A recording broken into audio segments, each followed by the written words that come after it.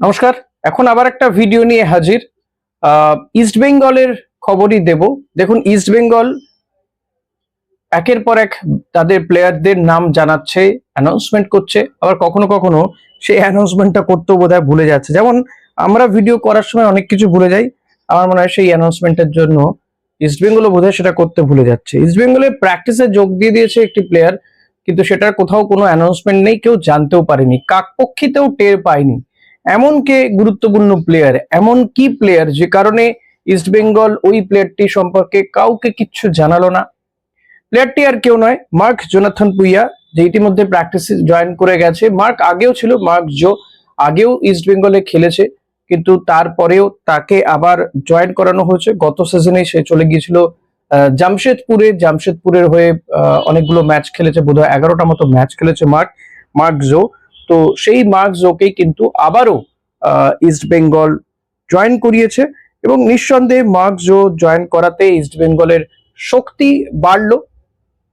এক্ষেত্রে বলতে গেলে লেফট ব্যাকে ইস্ট বেঙ্গলের জয় গুপ্তা, সন্দীপ মান্ডি এবং মার্ক জো, তারা অর্থাৎ এই পুলটা তৈরি হলো।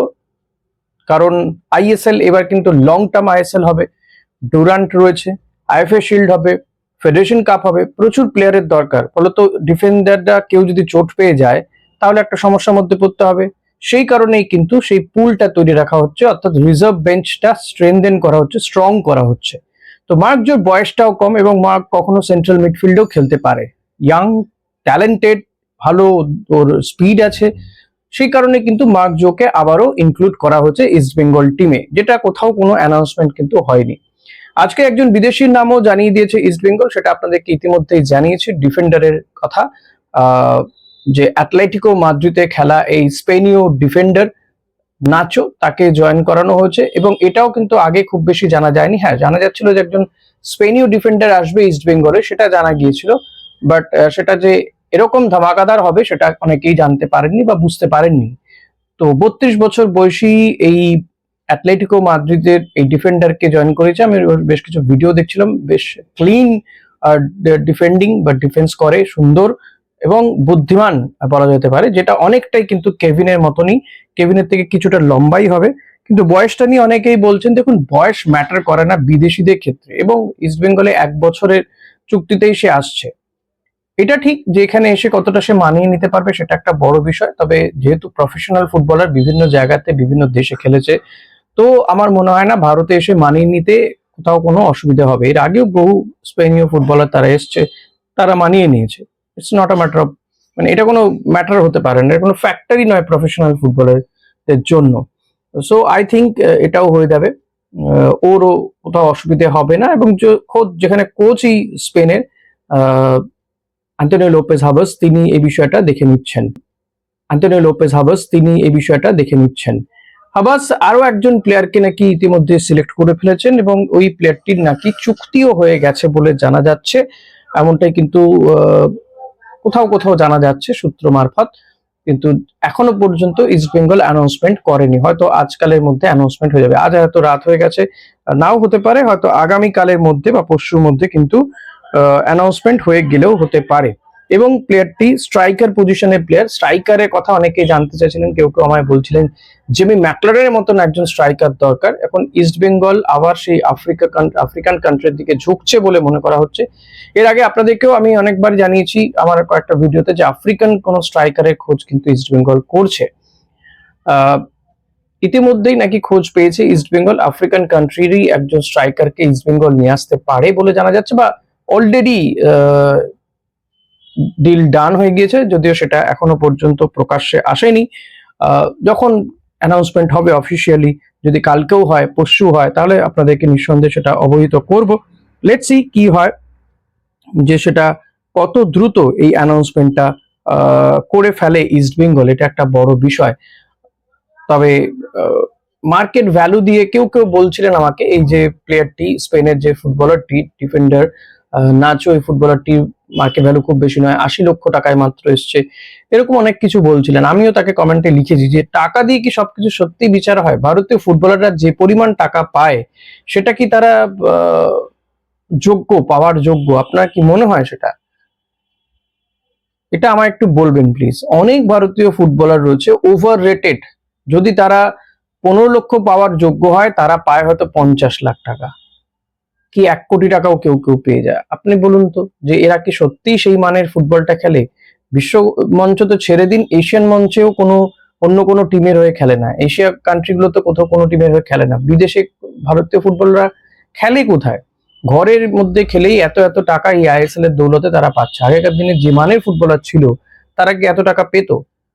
তো আপনি কোন মানের সাথে কোন মানের তুলনা করছেন? আর এরা অ্যাথলেটিকো মাদ্রিদে খেলা ফুটবলার, বেশ কয়েক বছর সে খেলেছে, পোল্যান্ডের সেখানে খেলেছে। তো তারা যে যে স্কিল শিখবে, যেভাবে তারা সমস্ত কিছু শিখে এসছে, ভারতীয় ফুটবলারদের সাথে তাদের তুলনা হয় না। না তাদের বয়স দিয়ে বিচার করা যাবে। হ্যাঁ, আমি কি বলছি যে 50 বছরের ফুটবলার কি 40 বছরে কেউ যদি বিশ্বকাপটা খেলতে পারে ভাই, তাহলে 32 বছরে এসে ভারতীয় এই আইএসএল এ কেন না খেলতে পারে, কেন খেলতে পারবে না সে? আর তার সাথে 1 বছরের চুক্তি হয়েছে। তাই আগামী দিনেও যদি দেখা যায় যে কম পয়সা দিয়ে কোনো ফুটবলারকে নিয়ে আসা হচ্ছে, তাহলে ওইটা দিয়ে কটাক্ষ করবেন না, বা মানে তীরে বিদ্ধ করবেন না প্লিজ। বা হেও করার মতো কিছু নেই। পয়সা নয়, আমার মনে হয় তার খেলাটা দেখা উচিত, সে কেমন খেলতে পারছে, খেলবে। অনেক বিদেশি এসছে, প্রচুর টাকা নিয়ে চলে গেছে, খেলতে পারেনি, তাই না?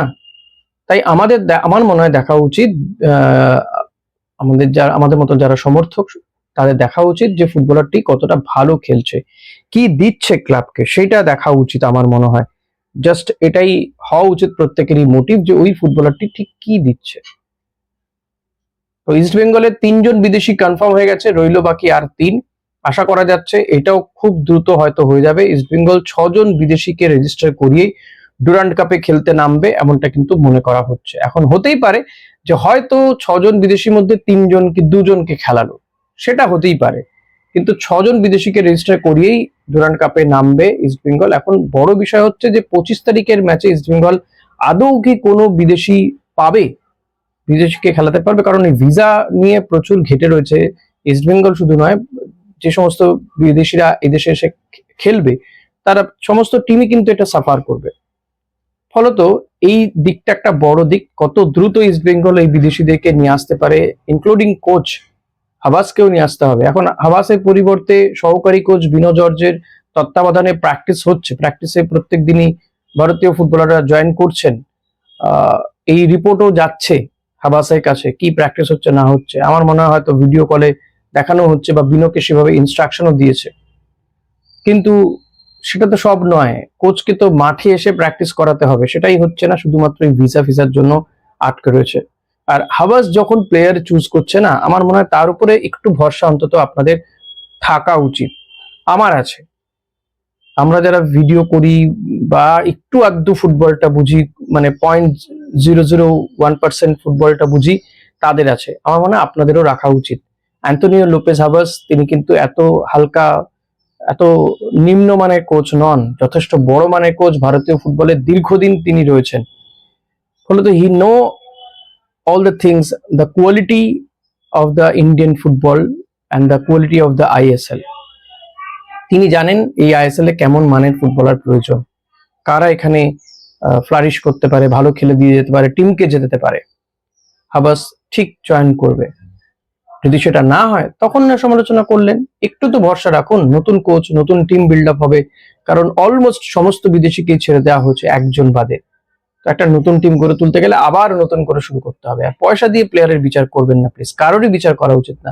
একজন মানুষের বিচারও কখনো পয়সা দিয়ে করা উচিত নয়। যে বা যারা করে তারা খুব নিম্নমানের পরিচয় দেয়, এটাই আমি বলবো।